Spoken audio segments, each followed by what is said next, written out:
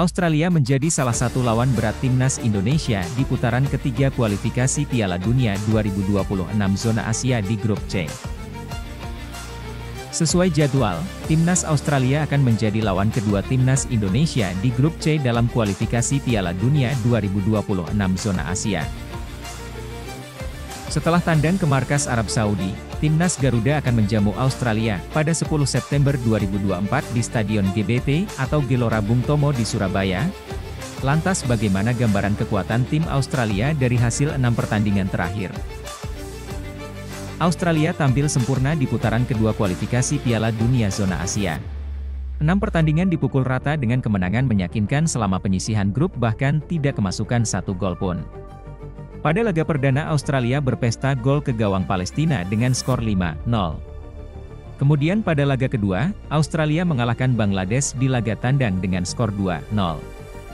Di laga ketiga, Australia kembali berpesta gol ke gawang Lebanon di laga away dengan skor 5-0. Meski sudah dipastikan lolos, Australia tetap tampil dengan kekuatan penuh di match keempat mengalahkan Lebanon dengan skor 2-0 di kandang sendiri. Australia mempertahankan gawangnya tanpa kebobolan. Di laga kelima Australia kembali mencatatkan kemenangan di laga away di kandang Palestina dengan skor 1-0. Partai penutup Australia pesta gol ke gawang Bangladesh dengan skor 7-0. Catatan impresif ini bisa buat modal mereka untuk memasuki putaran ketiga, di mana timnas Australia adalah negara kuat. Dengan hasil tersebut, timnas Garuda patut sangat waspada dan bakal bikin anak asuh Shin Tae-yong harus ekstra kerja keras.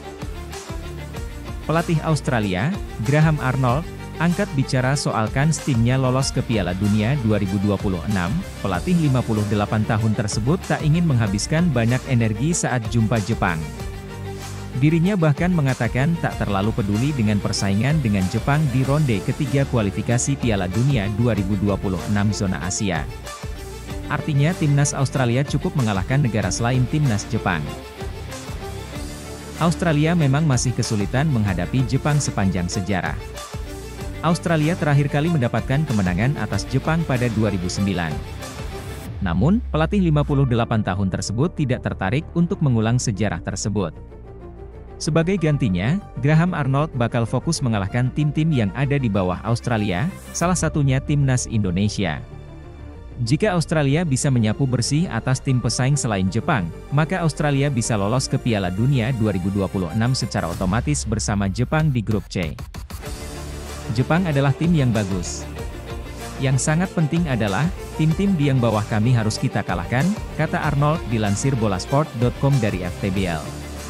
Kami harus mengalahkan Arab Saudi, mengalahkan Bahrain, mengalahkan Tiongkok, mengalahkan Indonesia. Jika itu tersampaikan maka kami akan langsung ke Piala Dunia 2026, lanjutnya. Australia berambisi untuk lolos ke putaran final Piala Dunia 2026 tanpa harus bersusah payah, ujar Graham Arnold pelatih timnas Australia berusia 58 tahun tersebut. Pada edisi 2022 lalu, Australia sempat kesulitan bersaing di kualifikasi Piala Dunia. Australia harus melalui babak playoff antar benua menghadapi Peru untuk lolos ke putaran final Piala Dunia 2022. Saat itu, Australia memenangi duel lawan Peru via adu penalti.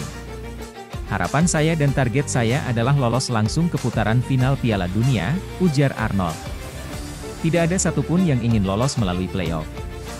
Tidak ada yang ingin lolos melalui adu penalti. Kami ingin lolos langsung, ujar Graham Arnold. Kami bisa pergi away dan melakukan sesuatu yang kuat dan tampil baik. Dan kami pergi ke sana dengan harapan memenangkan setiap pertandingan, tutupnya. Dari sini timnas Indonesia harus waspada, bahwa Australia mempunyai niat untuk mengalahkan setiap lawan di kualifikasi Piala Dunia 2026 putaran ketiga nanti. Tak dapat dipungkiri bahwa kekuatan timnas Australia sangatlah kuat. Saat ini ranking Australia mampu menduduki peringkat 23 ranking FIFA. Mampukah Indonesia bersaing melawan Australia? Tulis jawabanmu di dalam kolom komentar. Dan itu tadi ulasan berita timnas Australia calon lawan timnas Indonesia di kualifikasi Piala Dunia 2026. Jika kalian suka dengan video ini maka jangan lupa untuk subscribe channel Alison ini ya. Terima kasih. Assalamualaikum.